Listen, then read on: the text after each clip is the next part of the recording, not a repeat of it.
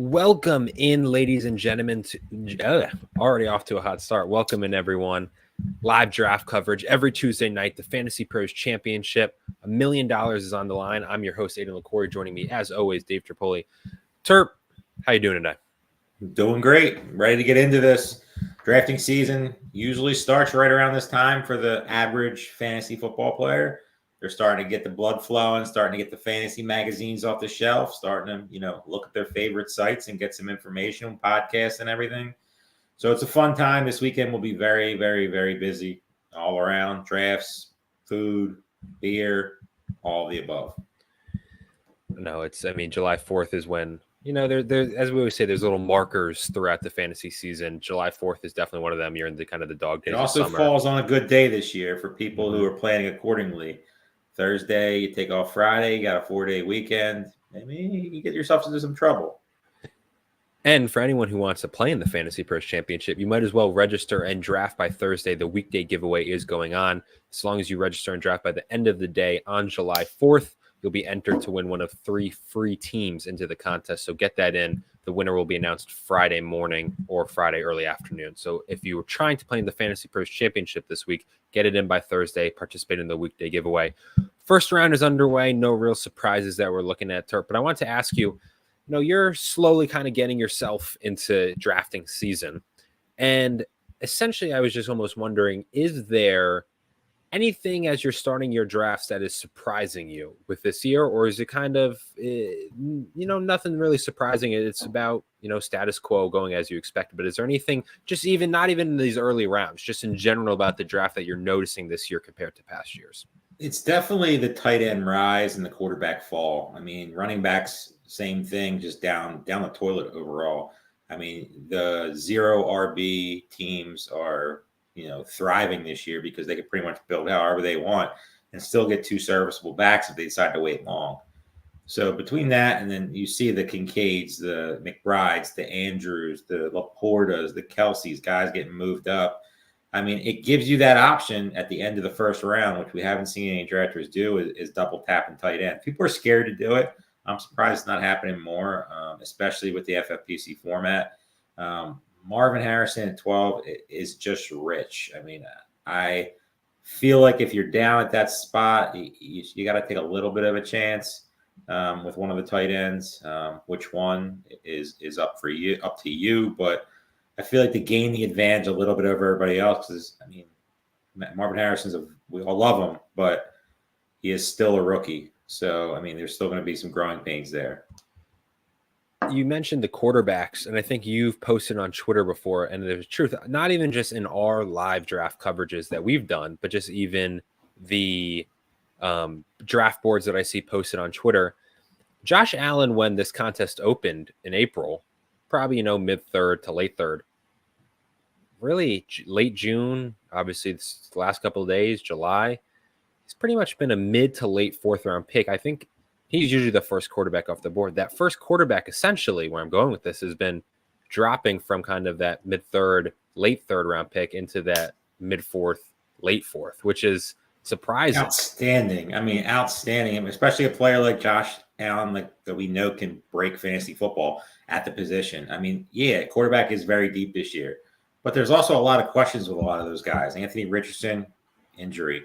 Kyler Murray, is he fully back? Obviously the offense is a lot better. We don't know. You can keep going down the list. Jordan Love, is he for real? There's a bunch of names that are kind of all stuck. Dak Prescott. Obviously they're going to still throw the ball a ton, but we don't know. Michael Gallup's had some targets gone.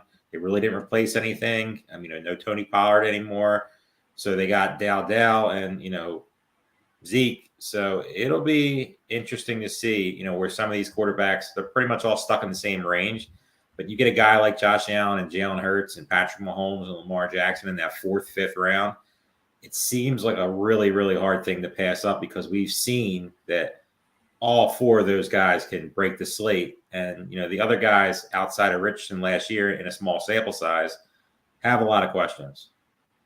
Derrick Henry just went off the board in the at the 206. And believe it or not, you're a big Derrick Henry guy for, I think, the first time in all our years of doing our live draft coverage, It's which been is a now our while. third year. It's been a while since I've been a Derrick Henry guy, but this year I'm definitely on board. I'm not sitting here saying I'm going to be crazy overexposed on him, but what's there not to like?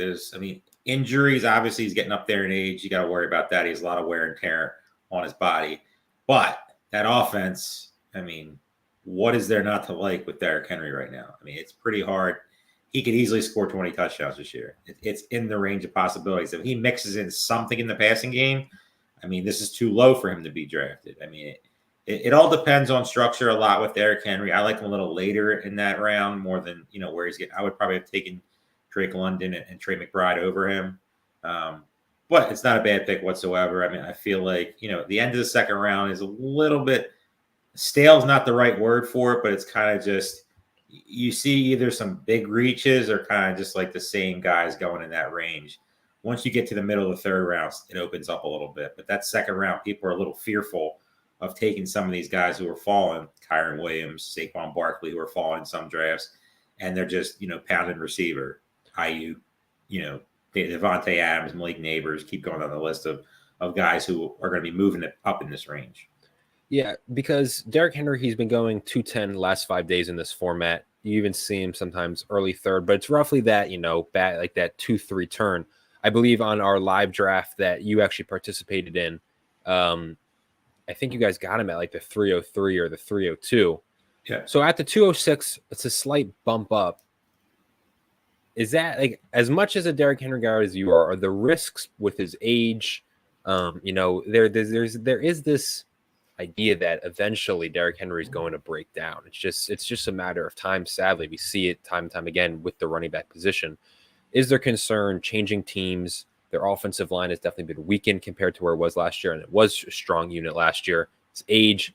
Are we getting just a little too much at the 206? But on the flip side, if I'm playing devil's advocate to what I'm saying, it's also just we saw what Gus Edwards did, and Derrick Henry, even at 31, is miles better than Gus Edwards. That's just too good to pass up. Where do you stand? Let's say you're right now 206, your team 7. Was that a good pick, or it's just you're like a little bit too early? I would say a slight bit too early, but I'm not hating on the pick in any way. I would take him over Kyron Williams. I would take him over Dalton Kincaid. I would take him over Devontae Adams. That's probably where my sweet spot would be, right in that range with Derrick Henry. I would take Drake London over him. I would take Trey McBride over him. So it's not that far off. Sure. You see the uncertainty with the Texans receivers. They're starting to fall a little bit in drafts with, Nico Collins being the top guy, but still there's just so much uncertainty whatsoever because, you got Diggs, you got Dell, you got a quarterback, who should be very, very good this year, but there's a lot of uncertainty and it's hard. This isn't best ball. People watch a bunch of our streams. You got to understand the format. And with season-long redraft, you have to start somebody. So these Texans receivers could be, very, very good fantasy players this year, but they also could be massive headaches on where, who to start every week. So they're guys that I'm avoiding a little bit. I'll have some exposure, but not crazy exposure. Let's not, mess around. Team 3 here. You just talked about double tapping tight end at the kind of the 1-2 turn. We saw actually one draft that we did, and it was Laporta and Kelsey. You don't, at least to my knowledge, I haven't seen it in one of our live drafts, I should say, where Team 3 here, what they do is they go Kincaid and then Pitts, and they pair Pitts with Bijan Robinson, kind of going all in on the Falcons. So what are your thoughts on that Team 3 and their build? I've done and passing Mark Andrews too. Passing Mark Andrews. Me and Theo from Player Profiler have done 2 drafts in best ball, so different format, but we've done the same thing later in the draft because I think we had 9 and 11 on both of our drafts, and we double tapped both tight end with Kyle Pitts. So it's something we're tinkering with to see, how it's going to work and how the overall roster construction is going to look. I don't mind it at all. Kyle Pitts, I said this a bunch of times and I'll say it again. This is where he's going to be going in drafts. And in my opinion, he's going to get to the end of the second round by the time we drafted Vegas, for the live drafts and the end of the main event drafts and Fantasy Pros. So I don't mind the spot at all. He's right there with Mark Andrews in my rankings, ahead of Dalton Kincaid.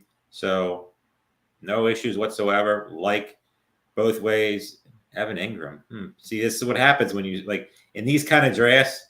people get a little panicky. And I love Evan Ingram. Everybody knows that I love Evan Ingram, but people are getting Evan Ingram in the 4th round. So now you're moving him up into the 3rd round, and you're not really getting the value that everybody else is getting. So it makes things a little tricky. And I know it's a managed league and your goal is to win the league first, but Evan Ingram, as much as I love him, I think this is where he should go. He's not going in drafts. So it's a little bit of a reach based off just basic ADP. I think there's a good chance he comes back to this owner if he passed on him here. So last 5 days, Kyle Pitts has been going at the 402. Mark Andrews has been going at the 303. Evan Ingram has actually moved up to the 401. Wow. Now, his range is a little bit more all over the place. So Evan Ingram has gone anywhere from the 301 to the 410. So essentially, it's kind of 2 rounds. Obviously, the 301 is, talk about if we had seen that. But yeah, I mean, 307 is almost half a round up. Kyle Pitts is almost a full round up. Mark Andrews drops about a half round. So definitely an interesting start with the tight ends. Part of me also feels as though if you've been people, could be hopping into their first Fantasy Pros drafts this year. Like there are some people I know who part of it, they do one, they kind of go in blind purposely, right? They're reading up, they have their own rankings. And we always talk about how ADP is just sometimes a little bit all over the place in these drafts because everyone's coming in with their own philosophy. And it's true that they're all following their own draft board. But it looks like Aiden has frozen a little bit. I know he was saying he had some Wi-Fi issues. So we'll go off the 3rd round here. Chris Olave, Nico Collins, Kyle Pitts, Michael Pittman, Devin Achane, Jalen Waddle, Mark Andrews, Evan Ingram, Cooper Kupp, Brandon Ayuk, Isaac Pacheco, Mike Evans. Isaac Pacheco continues to rise up rankings right now. I mean, he should be, in my opinion. He's really the only guy there. They added nobody.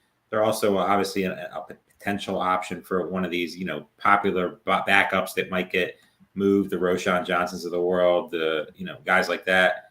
But Pacheco, I mean, he caught passes last year. He looked way better than most people thought.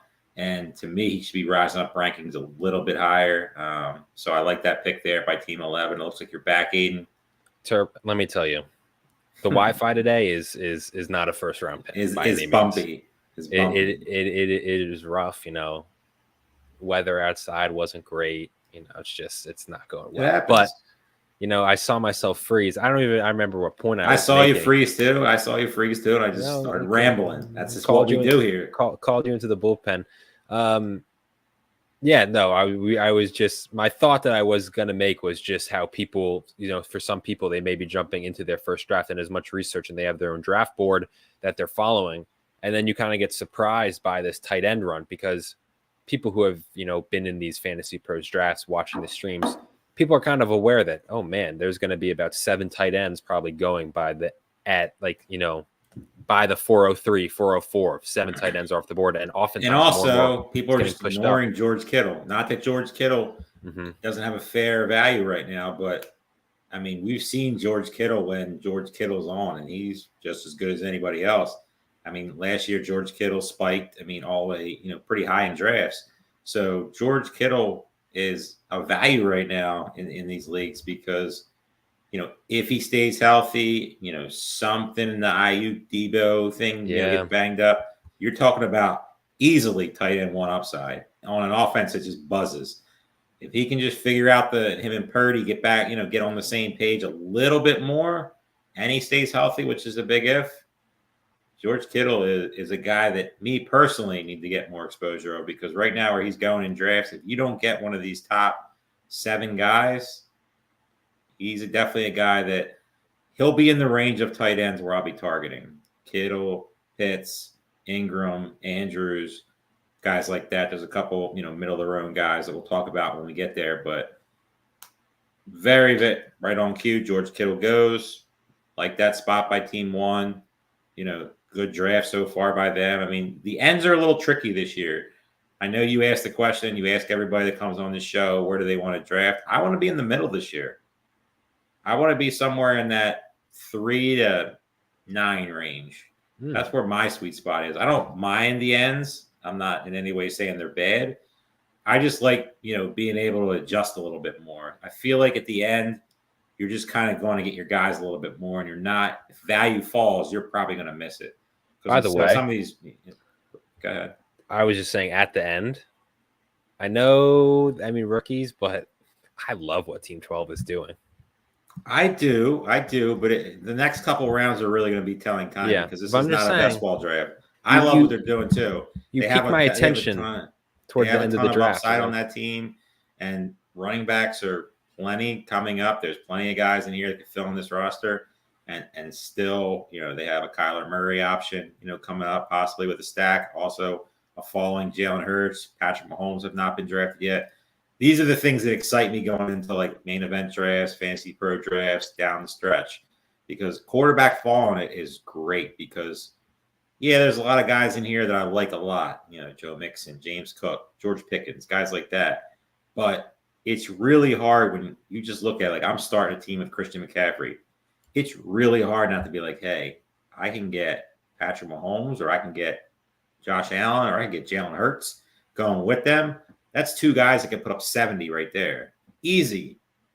And you can figure out all the other stuff. And you'll probably, one position you're going to be a little slacking, but you tell me I could start my team with McCaffrey, ETN, Kittle, and Jalen Hurts. I mean, that's a slate breaking, type of team where you could definitely differentiate yourself a little bit and still have a team that obviously you're trying to win $1 million, but if you can get there, that's a dangerous squad. I'll say this. I was just looking through. There's a couple of teams already in this that are catching my attention. I really like Team 5, Brees, London, A-Chain, and Josh Allen. I agree. I really like Team 6 right next to them. We already mentioned Team 12. Also agree. There's some guys who... I like Team 9, not a homer. I'm not the biggest Barkley guy. I feel like Barkley's hated in fantasy. Can we talk about Barkley? Can we talk about Barkley real quick? Because you had a tweet this week, and you had just tweeted where he's the most. What was it? It was something. It was an anti-Barkley tweet. Name somebody who likes Saquon Barkley. And a couple guys, said that they liked him, and I'm very surprised because everybody is trashing him. He's fallen in every draft, no matter what format it is. He is falling. Everybody hates him. Everybody thinks it's going to be the Hurts show, the Brown show, the Smith show. And honestly, I don't disagree with him. He's not a guy that I'm heavily targeting in drafts. But you got to have some exposure because we've seen Saquon Barkley, we've seen Saquon Barkley sit there and we see what he could do. I mean, I know he's get up there in age and he's, injured and stuff like that.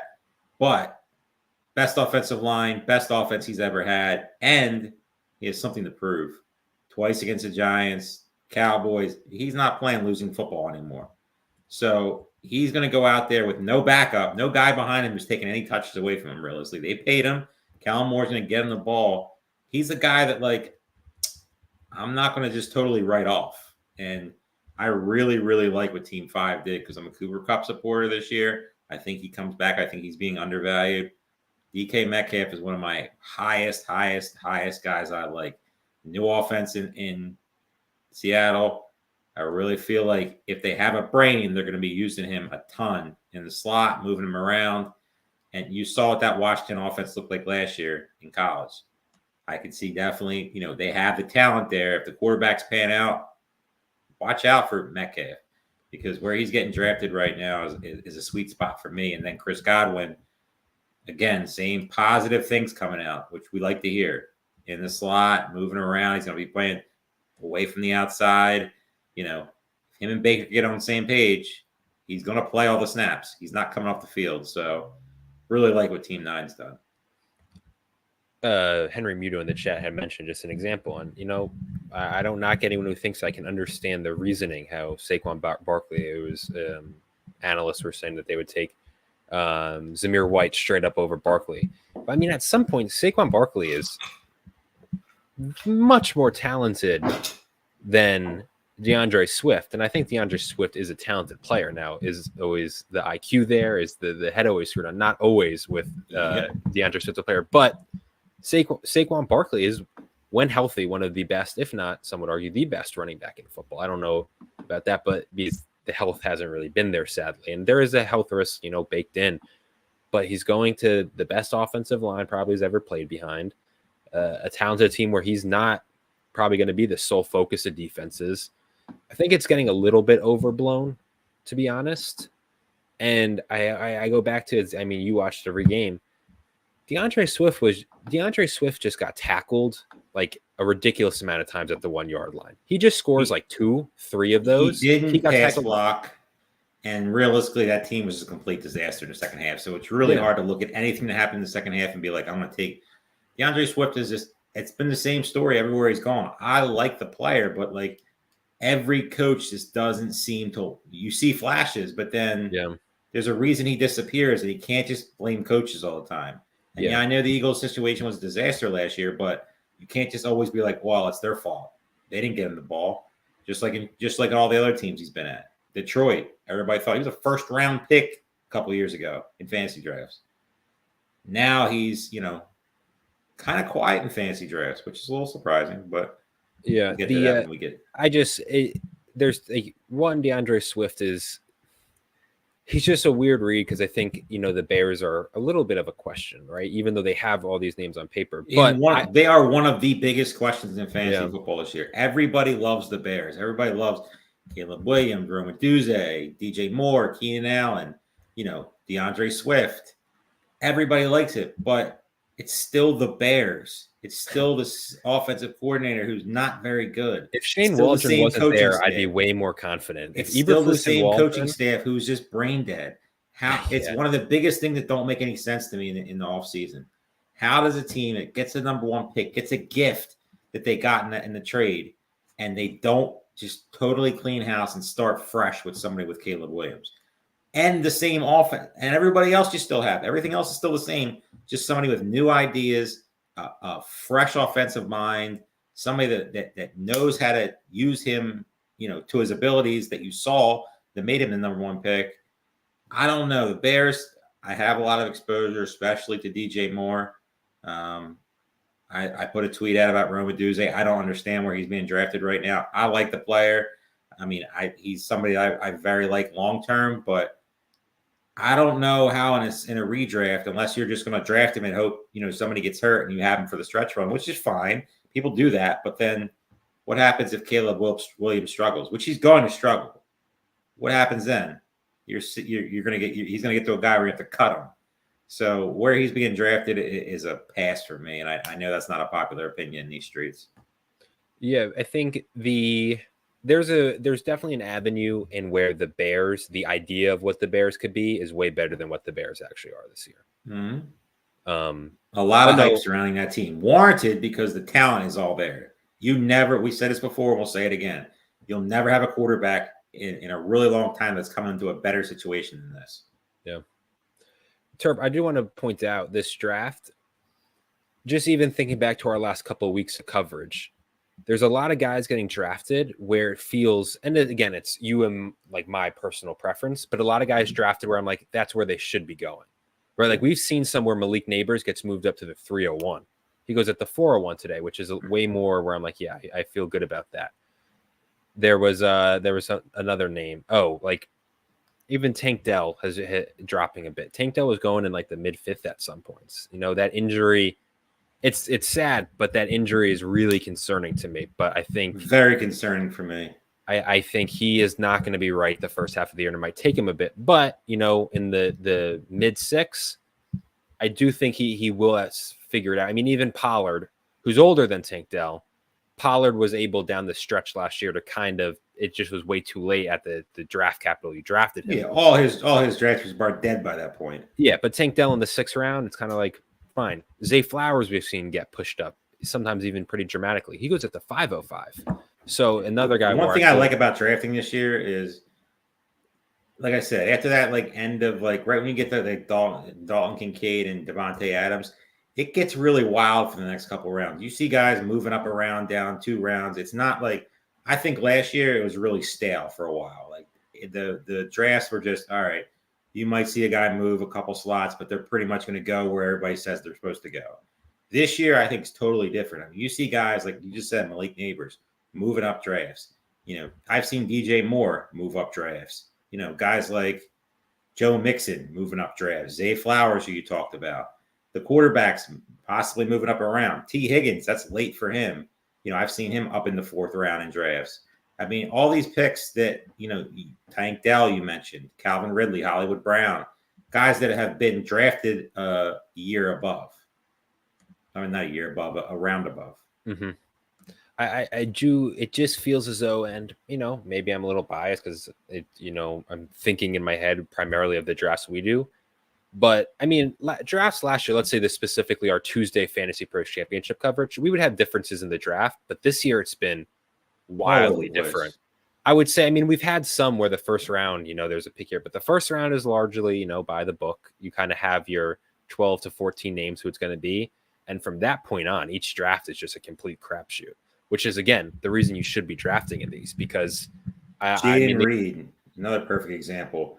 Yeah. 7th round, Jaden Reed. Who's not many people are going to say no to that. 5th round, Jaden Reed might be a little tricky. 7th round, Jaden Reed. I mean, Brock Bowers, 7th round. He's another guy that's been moved up. I've seen him go in the 5th round in drafts. 7th round, Brock Bowers. You can't really, especially with all the tight end craze that's been going on. Team 5, who you mentioned. I mean, I'm not the biggest Zay Flowers and Tank Dell fan this year, but overall, minus the player takes, very good team. I mean, you're getting Hall, you're getting A-Chain, you're getting the Josh Allen, Drake London, Flowers, Dell, Bowers. I love the start. I mean, again, I'm not agreeing with all the player takes, but still, overall, it's one of the best teams that's been drafted so far. Team 12, man, keep it going. I mean, except those running backs. I like Kenneth Walker, don't mind him, but the DeAndre Swift, Najee Harris thing, still though, doing, if they pan out and you keep drafting some more running backs, Team 12, very nice too. I like Kenneth Walker still. Yeah, I'm on the Walker train. He's not a. I've never been on the train, so he's joining Derrick Henry as a new addition to the Terp train. So he's no Clyde Edwards-Helaire, but Najee Harris is a pick this year where. For me, it's just like let somebody else draft him. You can't unless it's a huge fall. It's just going to be a look of like if he beats me, he beats. Especially come on, he's not going to beat you. I mean, he's somebody that's annoying enough to just you just hope that when you play him in your redraft league, he just is like a 10 carries or 50-yard guy, and he doesn't have that one week where he's like a really good player and goes for 20 fantasy points. And like certain players, like you watch and you're just like, all right, just don't do it against me. I don't care what I don't think you're going to do anything crazy, but they always have that 1 or 2 weeks that mess you up. I remember a couple of years ago, Michael Thomas, when he fell off the cliff, he had that first week where he went nuts. And guess who played him that first week in one of my main events? Actually, I think it was 2 of my main events, and just got absolutely boat raced. And then he got hurt and never was seen again. So he's the type of guy this year that let somebody else draft him. Best ball, have a little bit, but that's about it. So I wanted to ask you about Kyler Murray. He goes at the 801 today. Again, another spot to me where that sounds right. That's where he should be going. Over the last 5 days, he's been going at the 910. So in reality, almost a 2-round reach by Team 12, although I don't think it's a reach.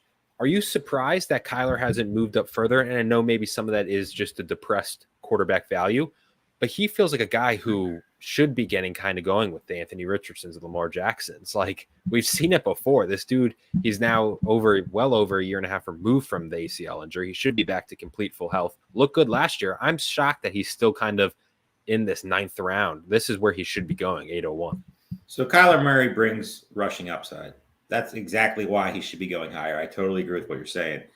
I look at a guy like Kyler Murray versus, I'm just going to use 2 examples, CJ Stroud and Joe Burrow.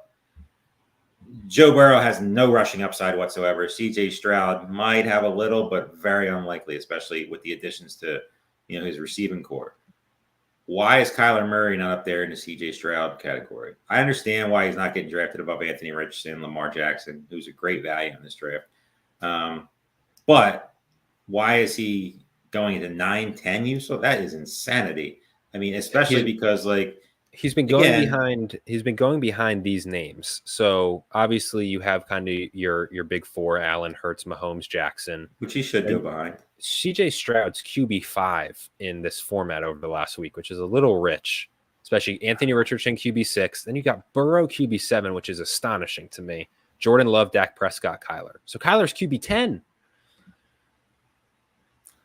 It's something that makes no sense to me. I mean, like I said, drafts this year are a little bit more wacky, and I like wacky. I feel like I thrive in wacky more than just a stale drafts. Like sometimes during this period, you see drafts where just like, all right, 3 guys off ADP, he's not going to fall to me. Boom, doesn't fall. Click, and you just move on to the next guy, and you just keep it going. This year, we just talked about a bunch of names that are getting pushed up 10 round, the 2 rounds early, a round early, whatever it is, and it makes a ton of sense. Like we're not even just saying that because the guy drafted Marvin Harrison. Kyler Murray has QB1 upside this year. It's not in the top range of possibilities, but if he stays healthy and then offense continues to buzz and Marvin Harrison is the elite player that we think he's going to be, why not? Why not for Kyler Murray? And Kyler Murray is another guy that I've never drafted. He's a 2%, 3% owned guy. This year, he's definitely going to be one of my highest owned quarterbacks. And I've been waiting on quarterbacks this year. And with a player like Kyler Murray, I mean, he is the drop. I wouldn't say there's a big drop off coming, but like obviously, Jaden Daniels, Dak Prescott, Jordan Love, I wouldn't mind at all having them as my starting quarterback. But I feel like Kyler Murray gives you that 20 plus consistent upside that those guys might not as much. So Dak Prescott still not off the board. Very surprising. You mentioned it though. I mean, people in these drafts know what they're doing. Nothing official by any means. Probably going to end up being just internet rumors, but there's a little bit of rumblings, the underbelly, right? I saw something on a gambling podcast today that a lot of people were pounding the Dallas Cowboys against them the first couple weeks of the season. Not confirmed by anybody whatsoever, but a friend of mine passed on a message to me today and said something about Dak Prescott possibly getting an MRI. Not confirmed. Don't take that. It could be totally internet rumors. But if that's confirmed, anything serious or anything that could be a lingering long-term injury, I mean, that's a earthquake that could be coming to fantasy football. Hopefully it's not. Just like anybody else who drafts in fantasy football, if you wish injuries or hope injuries on anybody, you're just asking for pain. I want everybody to come, everybody drafts going into the season 100% healthy. Let's see what happens then. Injuries are the worst thing in fantasy football. There's nothing worse. I'd rather be the worst drafter in the world and my team just stink rather than me losing a guy like J.K. Dobbins last year to torn ACL, or Trey Lance when he was the second coming of Joe Montana and got injured week 2. Give me bad drafting over injuries, because we all hope nothing serious. But again, it's just probably an internet rumor. But just when a lot of people that bet a lot of money on games start talking, it's definitely something to just pay attention to. Let's say, I mean, Dak. Let me get Mojo up here real quick. Dak's been going, QB9, middle of the 9th round. So I mean, he's clearly obviously dropped well beyond that QB9, although his ADP is still right around this range. But if some of these QBs are actually getting pushed up, there's been a little bit of a run. Let's run with our baseless internet rumor that Dak maybe is banged up, going to miss some time. Does that Lance season, baby? Does that drop CD dramatically? Like what would you think? Let's just say Dak is out for a bit. Do you think he falls behind like the Tyreek? I don't know if he gets past Jefferson, because then I think are you more worried about CD holding out because he's not getting paid, or are you more worried about Trey Lance not getting the ball? Yeah, I think I'm more worried about him holding out rather than Trey Lance not getting the ball. I feel like Dallas is built to, if he's getting paid, which I don't know how he hasn't got paid, but Dallas is just mind blowing with their contract situation. But if for some reason something like that were to happen, I mean, where could he fall to that? I mean, Trey Lance with CeeDee Lamb versus Justin Jefferson with who knows? That's probably where he falls to, not much more. I mean, I'd still take him comfortably. There's no way he's falling like out of the first round or anything crazy. So last Tuesday we had Nelson Souza on for FTN's Fantasies high stakes lead analyst. Great show. If you haven't watched it, go to Go get that fade list. He talked about his world famous fade list. But not on the fade list was Rhamondre Stevenson and the Patriots. Now, granted, Nelson is a Patriots fan. He was open about that, but he said, no, beyond that, I'm high on this offense for fantasy purposes. I didn't hear your take on it. What are your thoughts on Rhamondre Stevenson? He goes here at the 707, signed a new contract. I'm a believer that offense can't be worse than it was last year. I'm pretty confident in that. Can't be. He was obviously hurt. He had some okay games, started off really slow, especially relative to where he was drafted. But now you're seeing a dip as is today, mid-7th. I'm a personal buyer of Rhamondre Stevenson at that price. I wanted to see if you were the same, or if you're kind of, you can just say I'm neutral or off. I'm intrigued to hear what you got. 100% buying that price. I mean, I would probably push him up around, ahead of that. I would take him over David Montgomery. I would take him over DeAndre Swift. I would take him over James Conner. Zamir White, we can have a conversation. But both those guys, Stevenson and I think Gibson a little later, like you said, they can't get any worse. I like Drake May. I keep hearing this Jacoby Brissett's going to be the starter. Okay, fine, whatever. Game 2, maybe 3, 4. But you got a new coaching staff, new offensive coordinator. They're going to want to prove it. Get the young guy in there and let's go. Because Rhamondre Stevenson, they just paid him, which is always a good sign for a running back. And Antonio Gibson's really all that's behind him. And we all know with Antonio Gibson, another guy who was a first-round draft pick a couple of years ago that has literally flamed out since. Can't hold on to the football, got ran out of Washington coaching staff, him mostly. Now everybody loves him again, but it's paid Stevenson. So if you're Team 7, again, very, very, very, very good draft so far. Again, team right next to it, Team 6. Chad is, having a couple of positive comments. What don't really like the running backs. I'm just going to be honest about it. Team 7 running backs are way better. Receivers are better. Tight end is better. Close, but better. I mean, I think Team 7 smokes Team 6. That's just my opinion. And I like Jaden Daniels. Love Christian Kirk. Love DJ Moore. Love Jalen Waddle. Don't mind, Trey McBride. I'll never say a negative word about Justin Jefferson. But the running backs, like David Montgomery, it has to be the perfect storm like it was last year. And even that, Jahmyr Gibbs is going to start getting more touches, getting more work. He's getting drafted in the first round for a reason. Aaron Jones. Ty Chandler's not going anywhere. Ty Chandler's one of the best handcuffs right now in fantasy football. He's being way underdrafted. Aaron Jones, we all know. Because Aaron Jones is going to get hurt. He's going to get hurt. He always does. He got hurt 4 times last year. 4 major injuries. He's a guy that has something to prove because Green Bay gave up on him. But I don't know. I'm just not the biggest Aaron Jones guys. And Raheem Mostert. I don't know. I'm just the Miami backfield. We all know I love A-Chain. We'll draft him anywhere, anytime, any place. Mostert's a guy that I didn't have any of last year. He wasn't a guy that most people had last year. If you had him, it was a little bit of luck mixed in. So he's a guy right now that I'm a little worried that I don't have enough because I don't hate the pick, but I don't think I'll be drafting a ton of them. I'll be drafting the young guys more. I just feel like they're going to be pushing more speed out there with obviously H.A. and Jalen Wright. So I look at that as, and Jaden Daniels I love, and I know Team 7 hasn't drafted a quarterback yet, but there's plenty of guys that are coming up here that will make that a little bit more intriguing. So I love Team 7, one of the best teams before that. Oh man, they just killed me with the last 2 picks though. Just stop after Pollard. I really love that. After that. I'll say this. It's I like Chubb a bit more than Hawkinson, as crazy as that sounds. I like Chubb's knee was mangled. Both of their knees were mangled. These are 2 spots. The problem with that is if you're going to take one or the other, I'm fine with it. The reason with taking 2 is trouble is because you're going to take 2 roster spots and literally not use them for a while.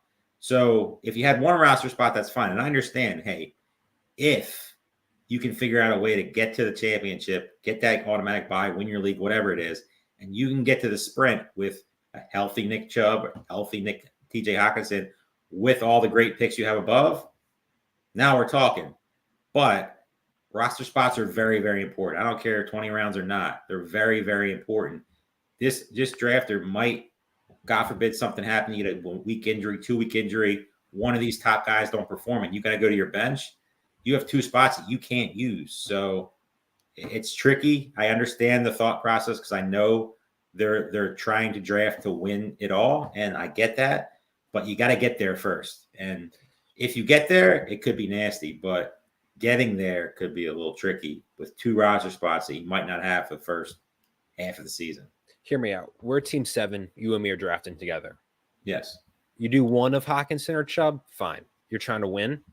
Kendre Miller, Marshawn Lloyd, Jalen Wright, in theory, are the same idea of I'm trying to win the league. I'm looking long term. It's the same idea with possible way bigger. Literally, any one of those running backs not named Devin Singletary. Yeah, any and one even of them. Singletary, like even him. Like if you have Hockenson, I'm not taking Chubb. That's 2 wasted spots for the first at least 6 weeks of the season, maybe longer.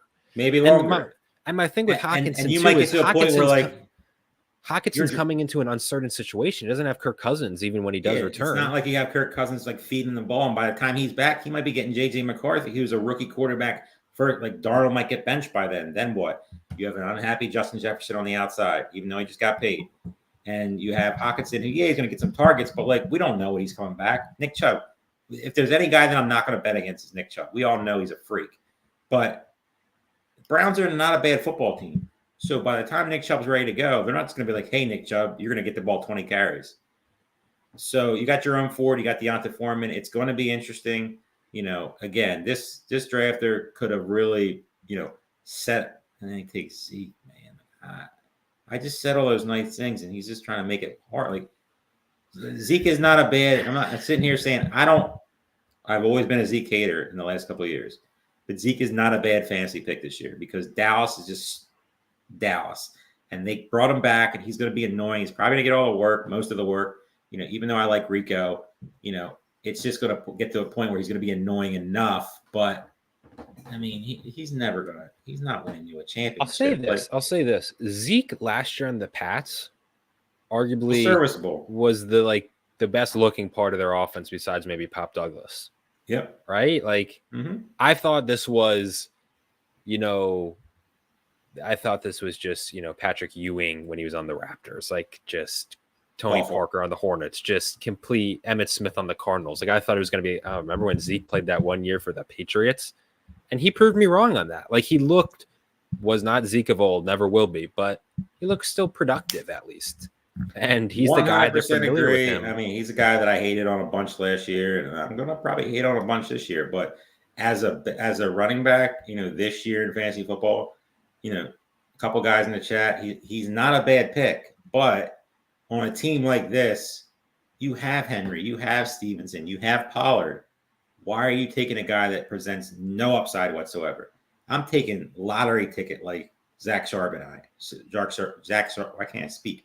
Zach Charbonnet, Jalen Wright, any of those guys in the round before, Jaleel McLaughlin, all those guys present more upside to me that could be the guy and could be a, pay off 4 or 5 rounds of ADP. And I'm not disagreeing with some of the guys what they're saying. I see Derrick in here saying Zeke 10 plus touchdowns. I don't disagree with you. It's definitely in the range of possibilities, but when is Zeke going to play on this team unless you have an injury at running back? He's not. So to me, I'd rather take a lottery ticket instead of Chubb in the round before. Give me Kendre Miller or Trey Benson and then Zach Charbonnet. And then, what happens then? You have 2 guys that you're waiting for maybe a possible injury or them to just take the job. And then what happens? Is Zeke, this is almost just me, asking a question to myself. I don't really know the answer yet. Like if Zeke is replacing Pollard's workload last year, and Pollard got not a ton maybe, but a fair amount of goal line touches that he just did nothing with. Zeke is going to, at minimum, Zeke is still shown to be a highly effective goal line running back. Great. Pollard, let's say you take Pollard's season from last year and shove it in the middle of the 11th round. We'll take that. Pollard was so bad last year because he was just so sapped by the injury. Mm-hmm. Why can't Zeke look better than him last year? And New England, no disrespect to Zeke this year. He's not a bad fantasy. I'm going to disagree with you. Team. Yeah, so you're saying he's not a bad pick. Zeke's the one guy who I would be fine passing up, your lottery ticket, young upside plays. I think he's a guy who it's just kind of because he's had almost a negative connotation the past couple of years, Yeah. we're overlooking that situation and maybe the opportunity he has. When Perfect you're pairing example. Zeke versus if you move Zeke over one slot to the team that drafted Brooks, sure, Blake Corum, Benson, Charbonnet. he needs a little That's more a safety team with that it. makes Zeke. Yeah, Zeke he should be needs on that team he because needs that high floor. yeah, he's a guy that early on the season, Jonathan Brooks might not even be ready. Blake Corum probably won't get the job. We don't know Kyron Williams. Trey Benson, James Conner's not going anywhere. Zach Charbonnet, Kenneth Walker. Who is that owner starting at running back? He'd start two of them. Who are you starting? As Zeke was on that team, that's a guy that is going to get work week one. This is not a best ball league. Then what? Makes a ton of sense. I know he got swiped right before, so maybe he was going to take him, but there's a lot of drafters who are doing very, very well here, and there's a lot of drafters.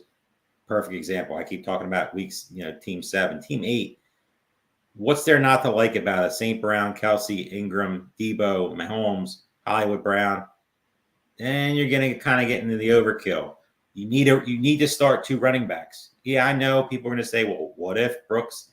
What if Blake Corum? What if Trey Benson? What if Zach Charbonnet? But what if they're not? This team's dead. And yeah, I know you can pick up guys off waivers, but I think my worry is that when a couple of these guys are going to come on. Why Mike Williams?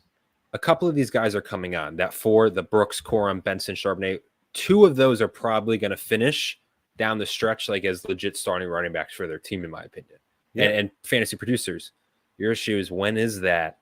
And is that too late in the season where you're already dead in the water and it doesn't matter that they're just, they're putting up points when you're already eliminated. So yeah, that's it. It's just you're banking on the small window of 2 of them being fantasy productive. Small regular season in these contests.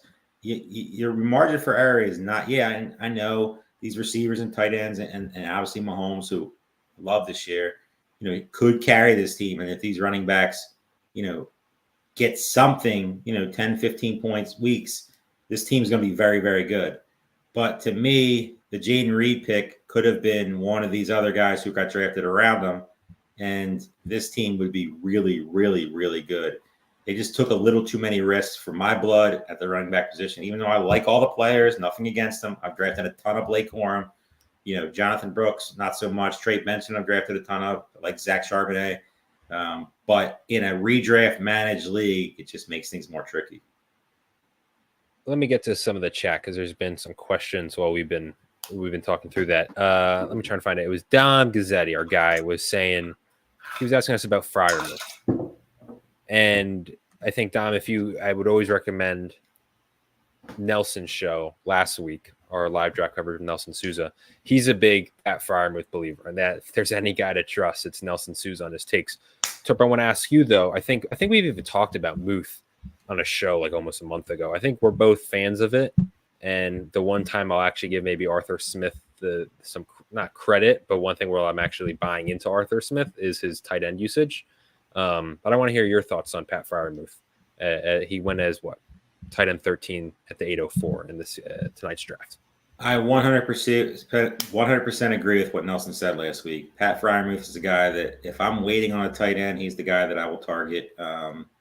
After him, I feel he gets a little dark.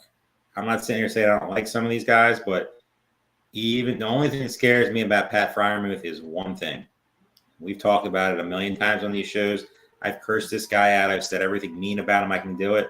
Is Arthur Smith. That's it. I really, really think Russell Wilson is going to take that job and run with it. I think Pittsburgh is a very undervalued team this year, especially in fantasy football and real life football too. They're going to get him the ball.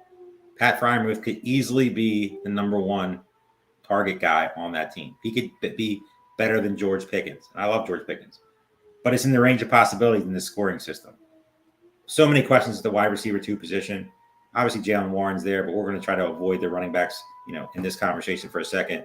But Pat Freiermuth is a guy that should be getting drafted higher. And if you can tell me I can wait, I can do exactly what that drafter did. Take A.J. Brown, take Barkley, take Kupp, take Metcalf, take Godwin. Get a stud, that should be going around higher in Lamar Jackson. Gamble on Rashee Rice, which is the ultimate gamble in fantasy football right now because you don't know. You're going to know by the time we draft in Vegas, but you don't know now. If he gets 2 games, 3 games, I think it's no games. I think he's going to get something. I think it's 2020. Oh, something, but not this year. But even if he gets 2-3 games, let's just say he gets 2-3 games as a he's round number. He's rising back up. I think the chat was saying that earlier. They were talking about it. He's rising back up a bit. And then you get Freiermuth in the 8th round. I would be doing backflips up and down, to have a team like this structured. And then you have, Gus Edwards is not exciting at all. This team is locked in on one player and one player only, in my opinion, and that's Saquon Barkley. If Saquon Barkley is very good, this team is a league winner and a potential threat to win it all.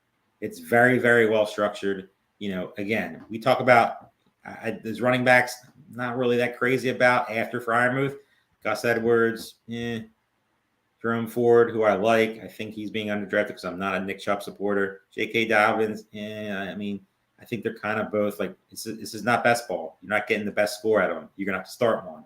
Yeah, I know one can emerge, but then, Antonio Gibson, same thing. Not the craziest pick, but if those running backs pan out, they can figure out and play Russian roulette and pick the right one, no issues whatsoever. This team's very good. Just on Rashee Rice, real quick, in June, his ADP was the early 8th, but you saw him drop at sometimes as late as I think it was the mid 10th. So the last 5 days, just isolating that, it's been the late 7th. So you see kind of slightly, he's creeping back up slowly. Mm-hmm. But I mean, as I go back to before all of his off the field shenanigans, he was going in like the 3rd, 4th round. So I mean, that's a guy, and I think it was before they drafted Xavier Worthy, so we didn't really see how that draft pick would. Hold up, 13th round. Jelani Woods? No. Oh boy.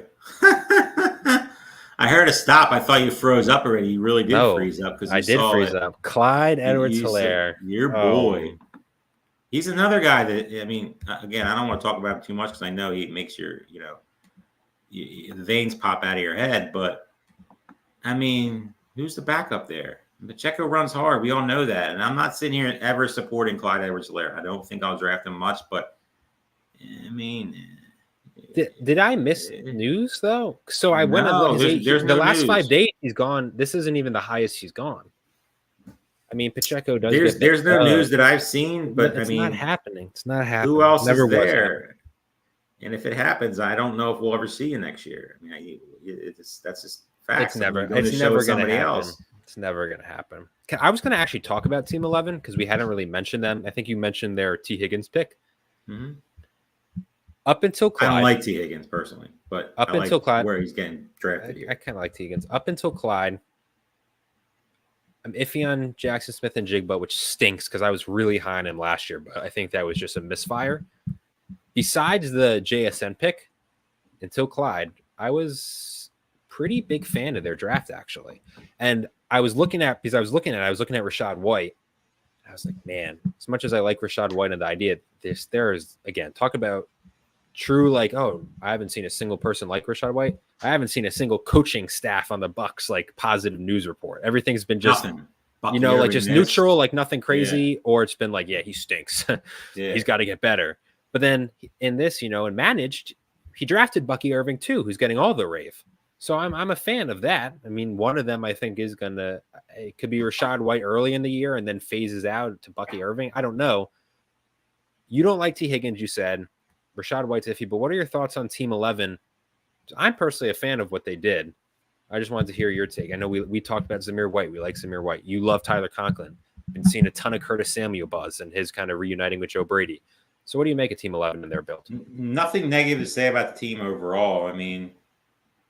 Puka, nothing negative to say there. Sam Laporta, the tight end one in most people's eyes. Pacheco, who I like a lot. I'm not the biggest Rachaad White guy this year, but I'm not going to hate on the pick. I get it. T. Higgins, where he's getting drafted here, I like more than where he was getting drafted a little bit ago. He's fallen down a little bit. I've never been the biggest T. Higgins fan. I never understood the hype surrounding him. I think he's a good NFL receiver. I don't think he's a type of guy that should be holding out trying to get a big contract because, in my opinion, he's not worth it. Zamir White, we've talked about him. A lot of people who are very, very well known in this industry do not like Zamir White. I love Zamir White. I think Zamir White, people saying he's Mike Davis this year. I do not agree with that take. There's nobody behind him. The coaching staff, they didn't really bring anybody in. What's there not to like about a guy who looked very good at the end of the season? DeAndre Hopkins, we talked about Will Levis in that offense. I think that offense continues to be the most undervalued offense right now in fantasy football. I love DeAndre Hopkins this year. I don't mind Calvin Ridley. Like Hopkins a little bit more just because he's cheaper. JSN, we were very high on him last year. He was our favorite receiver coming out of the draft. Yeah. I still think he's very talented. Tyler Lockett, if Tyler Lockett was just out of there, I would just be all aboard the JSN train. He's a guy that I feel like I'm just taking somebody else over him. I could regret that because the talent's there. And the new offense, they should be throwing the ball a ton, but there's still questions at the quarterback position. What else we got there? Curtis Samuel, we know, is my favorite receiver in Buffalo. We haven't talked about Bucky Irving. We've talked about Rashad White multiple times and his, the press that's coming out on him, just him as a player. What do you make of Bucky Irving? I believe I saw a tweet today, and I actually, it makes a lot of sense because Rashad White could be this year's Travis Etienne. Last year, everybody was discounting Travis Etienne. He wasn't going to be, he wasn't the hype of 2 years ago wasn't there. Mm-hmm. They said it was going to be Tank Bigsby this and Tank Bigsby that, and he was going to take over and do all this stuff. It could be Bucky Irving this year. I like Bucky Irving. We all know he's a pass-catching extraordinaire. But is he a guy that's ever going to be an every down guy? I don't know. I mean, it's not. He's a guy that I'll target more in best ball. He's like I said, there's anything after the 10th round is not really a bad pick. You're taking running back handcuffs, you're taking upside receivers on a team like the Patriots or Chargers or stuff like that. So I'm not going to say Bucky Irving's a bad player. I just don't. I won't have a ton of Bucky Irving. I mean, I'm hoping Rashad White just gets more bad press. I don't love him a ton, but I love him at the right value. I mean, he was ridiculous last year. Rashad White and Kyron Williams are two guys that, like a novice fantasy football player, a guy who doesn't play a ton, will look in drafts this year and be like, what the heck is going on? Why aren't they getting drafted higher? So there's a reason, but I like Rashad White way better than Kyron Williams. The only thing I'll not disagree with your take, but point out is in your ETN analogy, but Rashad White did better than any kind of Travis Etienne year, in terms of compare. Rashad White was a legitimate, I believe, top 6 guy last year. He was. I think Rashad White's kind of the example of every underlying stat, analytical metric kind of says, yeah, this guy should not be good, but he keeps producing. So it's sometimes there's just the occasional player who the metrics they don't tell the full story. He's producing, he's getting netting points. I think a lot of that is related to, obviously, a lot of his, from what I've read and researched, his advanced kind of rushing analytics in particular are really bad. But he's an elite pass catcher. But I think that's where the worry is. Well, they drafted Bucky Irving. Bucky Irving is another real weird paradigm of a running back because very much he athletically, all of his testing, his RAS score, all of that is one of the lowest recorded, and there's nothing there that indicates fantasy success.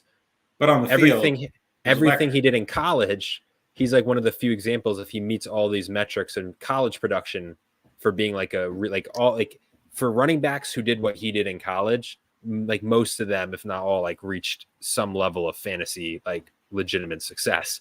So it's a very weird of what is going to win out there. And of all the landing spots, it might be a better one. So it's your eyes tell you a different story than sometimes what you read about Rashad White. And I'm going to try and trust my eyes, but I like both backs there. There was something that I wanted to bring up. It was a late pick. I don't even remember where it was. So we'll just kind of pivot. We're really high on Anthony Richardson, right? Rightfully so. I think everybody's high on Anthony Richardson. There's no really downside.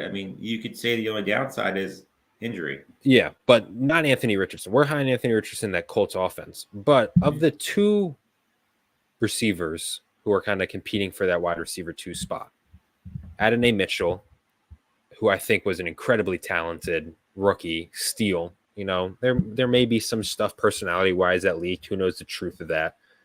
Josh Downs had some great moments last year. Really impressive rookie season, though inconsistent and, cooled off down the stretch. But for a rookie 3rd-round pick, it was an impressive showing. And you saw kind of why people loved him coming out of North Carolina, considered sealed. But they drafted Adonai Mitchell this year. We both love Anthony Richardson. But then again, some Anthony Richardson is that rushing success. Are you in on either Josh Downs or Adonai Mitchell? I'm definitely in on Josh Downs. I like Mitchell too. Both guys that I'll mix in exposure wise. I like Downs a little bit more. I mean, you saw it last year. Ton of potential. I liked him coming out of college 2 years ago. So he is definitely something that I'll be targeting, especially if I'm starting a Anthony Richardson type of team. These late stacks that you can get away from are things that I like to do. You like to talk about Anthony Richardson. You get one of these two players. Yeah, if they don't pan out, you just get rid of them. You're not really hurting yourself with Richardson because he has that rushing upside. It's different than like Caleb Williams with Roma Odunze. Like if you get rid of the Odunze thing, you're kind of stuck with Caleb Williams who don't run. So I like Downs better. I feel like in a PPR, obviously format, he's going to catch a lot of passes. I think he's going to be a lot better than he was this year. And if I'm waiting on my wide receiver 6, wide receiver 7 on certain teams. I'll definitely take my shares of Josh Downs. Best ball will be a very nice target to me because he's still pretty much free in drafts. Because people are still not believers that Anthony Richardson can put it all together throwing. So we've mentioned his name a bunch. You even mentioned you had a tweet. We talked about JSN. Do you think the Romo? What's difference? What's difference? No. I was saying with Romo Odunze, not like this year. I'm saying. Do you think Romo Odunze is lower in drafts? He goes, I think, what was that, the 905 today? I think, yeah, he went at the 905. Is that just a little bit of PTSD from fantasy owners who bought into JSN as a rookie 3rd receiver? And then if you think that is if you think that's what the case is, which personally I think there's just a little bit of, JSN was in a similar spot, very different in some why. So if you think that, why do you think Odunze is better than JSN? Like, what's the difference there? That was my long-winded prospect-wise. I like Odunze better, not by a ton. A lot of people just have him way above JSN. I really like JSN coming out of college. Obviously, injuries messed that up a little bit from him probably moving up in drafts, especially last year, starting off slow and then not really figuring it out the rest of the season. Also, with a big-time quarterback issue that Seattle had last year. I like Odunze. I just in a redraft type of format, I don't understand like the 9th round. The only shot he has to get that kind of value is his injuries. If you're banking on that and he's your wide receiver 5 in the right format, fine, go ahead, go for it. But if he's your wide receiver 3 or 4, like how are you plugging him in your lineup week 1? I mean, you don't know. I mean, yeah, Caleb Williams could be the next Joe Montana, but he could also be, very, very, suspect the first couple of weeks. And then who you plugging in at receiver?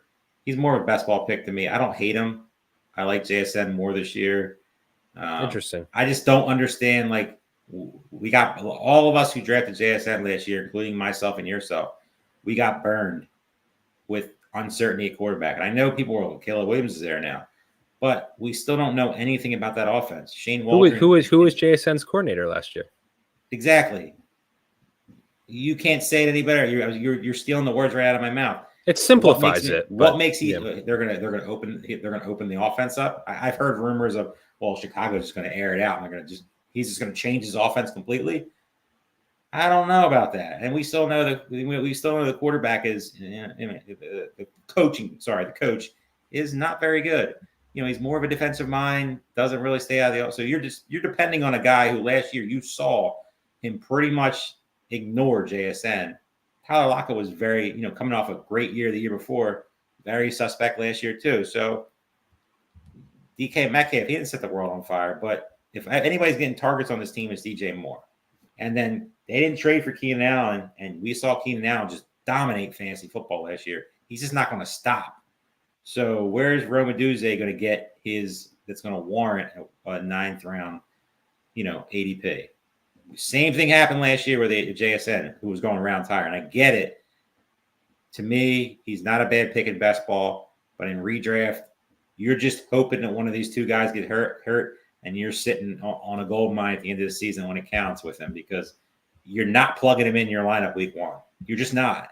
And if you are, you're probably going to suffer because of it.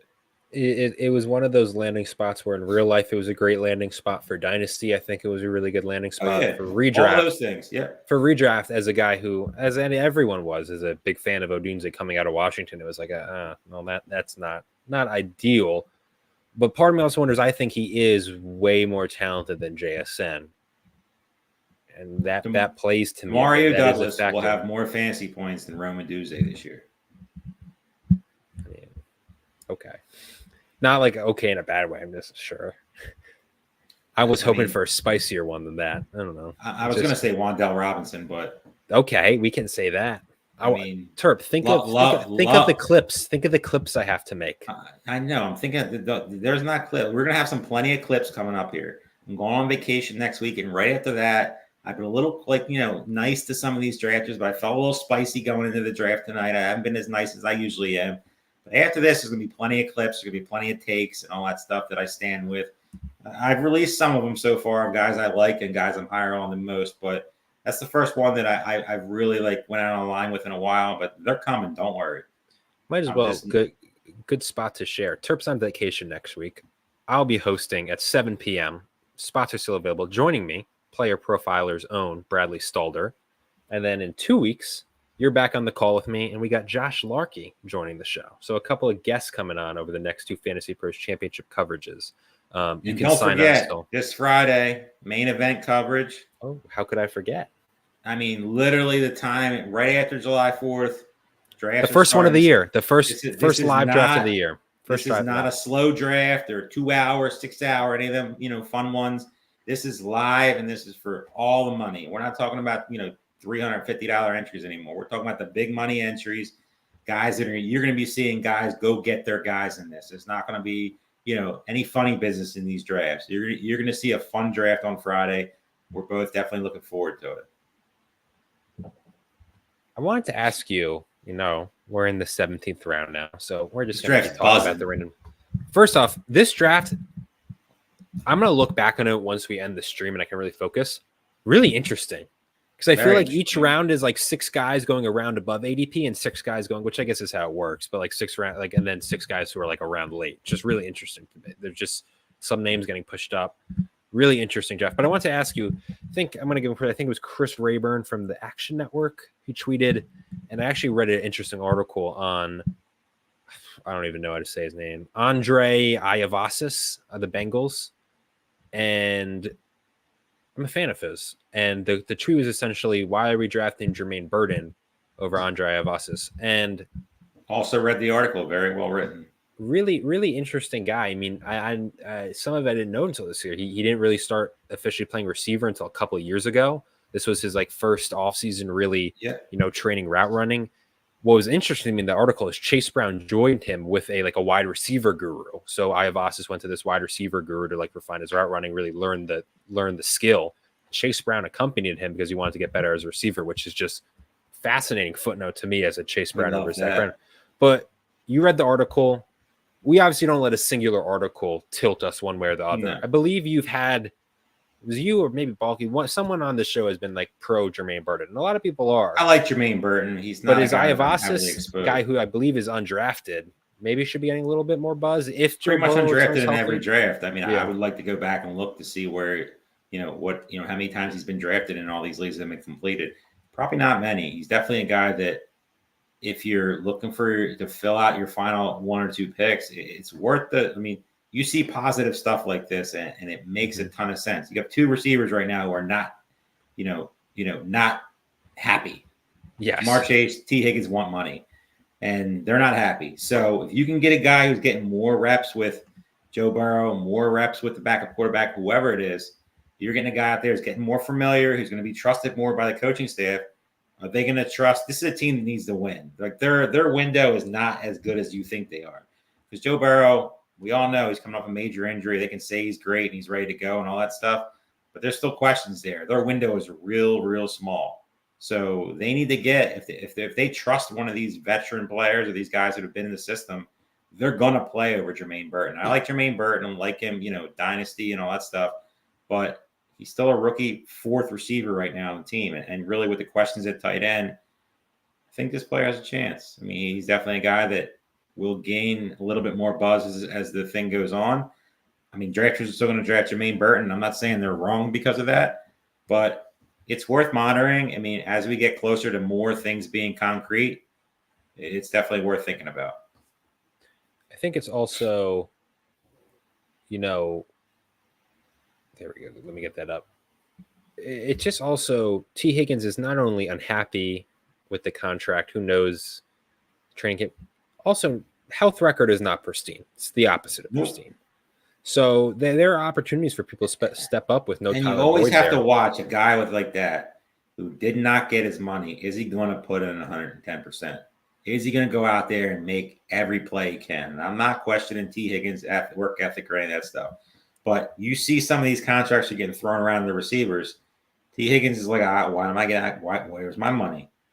And is he going to make that extra play and put himself out there that he could potentially get hurt when he's looking for a contract?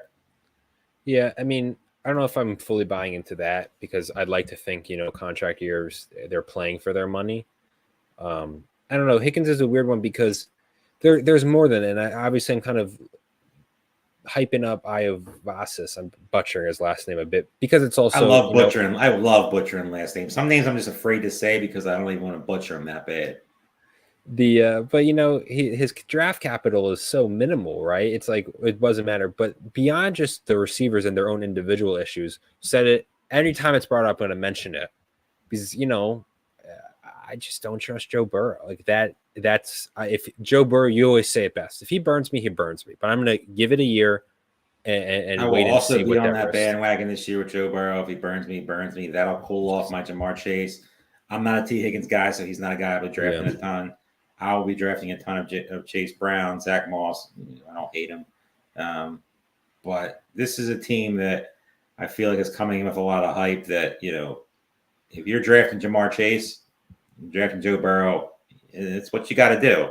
Not you have to do, but it's, you're betting on Chase being, wide receiver 1 this year. That would mean that, Joe Burrow is the guy. So I get that part, but naked Joe Burrow, it's not for me.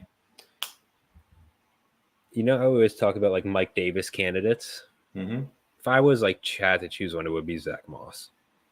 I agree with you on the Zach Moss thing. I'm a Chase. There's a lot of options. There's a lot of Mike Davis. There's a lot of options. A lot of people say it's going to be Zamir White. Yeah, I see it. I don't agree with it, but I see the possibilities of it. People are saying it could be. I mean, James Conner doesn't really fit that. I mean, Mike Davis is a guy that pretty much came out of nowhere.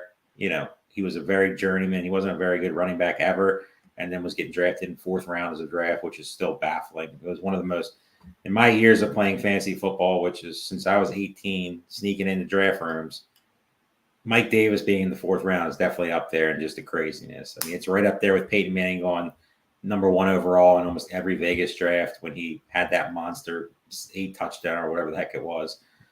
Thursday night disaster and just watching, those teams all lose in the 1st round, just their season over because of just a terrible pick for no reason whatsoever.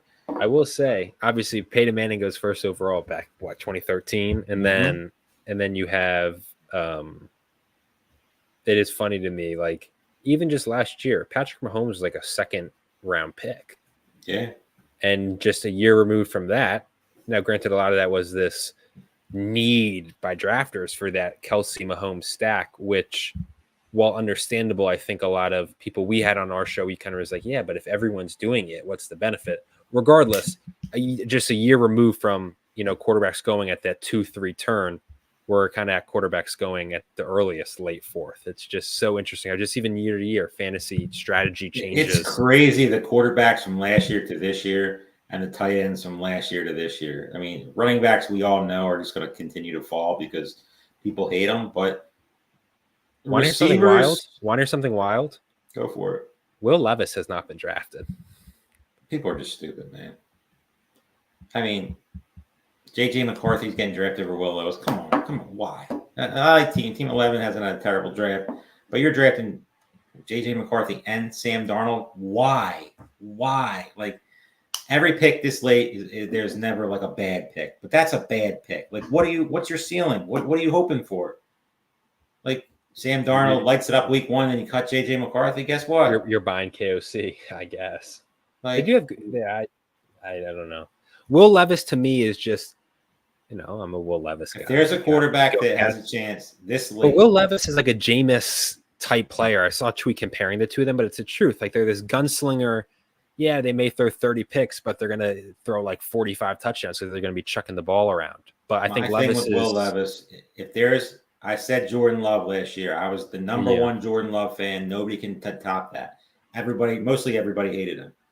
A lot of people like Will Levis this year, and that, I don't really love that. I like being an outsider on certain players, but if there's a quarterback one that's coming from nowhere, it's Will Levis.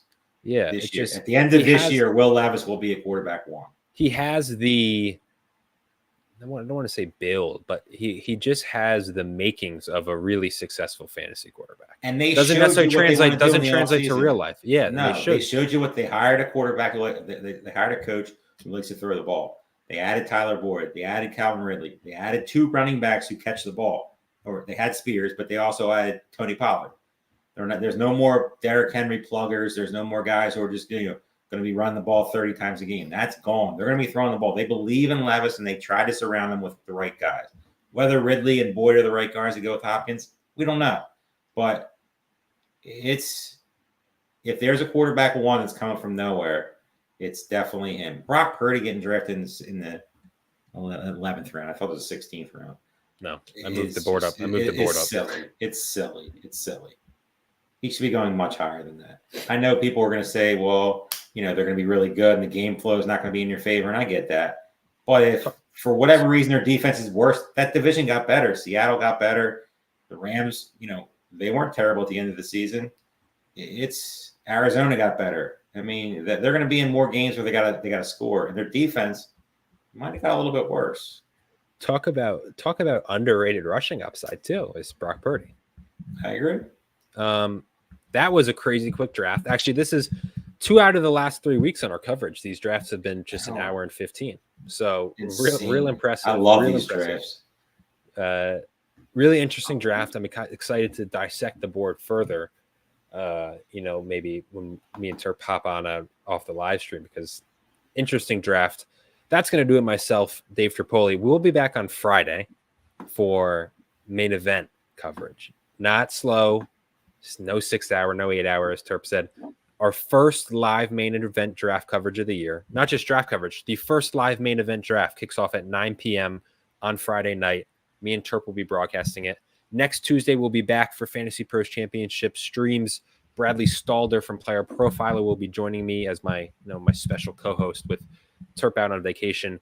And then following Tuesday, we have another Fantasy Pros Championship live draft coverage. Josh Larkey is hopping on the stream. Spots are still available in both those leagues. If anyone wants to draft in them, it's listed as live on FFPC Youtube at myffpc.com. For new users, if you want to join a Fantasy Pros Championship league and compete for $1 million, use code YouTube25 at checkout for $25 off your first team. Terp, thank you as always. We'll see you Friday. Chat, thank you as always for being active, asking a bunch of great questions. Go draft and enjoy the holiday. See you guys.